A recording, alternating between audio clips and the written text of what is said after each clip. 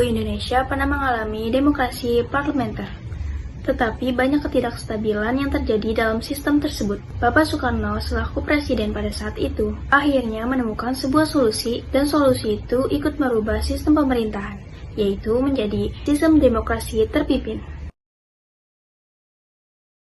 Pergantian dari demokrasi parlementer ke demokrasi terpimpin berawal dari dekret presiden pada 5 Juli 1956 yang dikeluarkan oleh Soekarno yang berisi, yang pertama, menetapkan pembubaran konstitusi, yang kedua, menetapkan Undang-Undang Dasar 1945 berlaku bagi setiap bangsa Indonesia dan seluruh tumpah darah Indonesia, terhitung mulai tanggal penetapan dekret dan tidak berlakunya lagi Undang-Undang Dasar sementara atau UUDS. Yang ketiga, pembentukan MPRS yang terdiri dari golongan DPR dan ditambah dengan utusan-utusan golongan, serta pembentukan Pertimbangan Dewan Agung Sementara atau DPAS. Undang-Undang Dasar 1945 kembali diberlakukan dan seluruh keputusan pemerintah berpusat kepada kepala negara.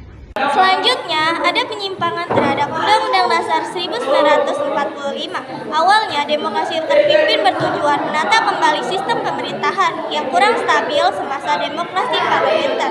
Tapi nyatanya, kekuasaan presiden pada itu terlalu besar, sehingga pemerintah mengarah ke otoriter. Misalnya, presiden langsung menunjuk anggota MPRS, padahal harusnya dipilih lewat pemilu. Lalu, pengangkatan presiden umur hidup padahal harusnya dipilih setiap 5 tahun sekali pada Undang-Undang Dasar 1945. 4. Ketiga, berdirinya gerakan non-blok berdasarkan Undang-Undang Dasar 1945, Indonesia menganut politik bebas aktif, artinya tidak memihak blok barat maupun blok timur. Hal ini dibuktikan dengan Indonesia sebagai salah satu pencetus berdirinya gerakan non-blok.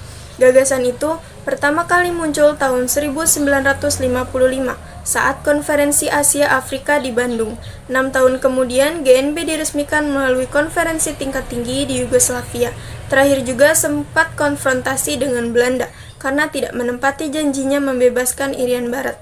Janji itu tertuang dalam hasil konferensi meja bundar. Merasa dihianati, Indonesia akhirnya membatalkan hasil KMB secara sepihak dan Uni Indonesia Belanda bubar di tahun 1956.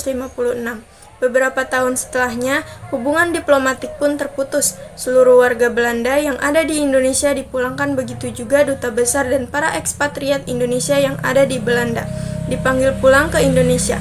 Tak hanya itu, Indonesia juga membentuk Provinsi Irian Barat dengan ibu kota Swansea untuk menandingi negara Papua buatan Belanda.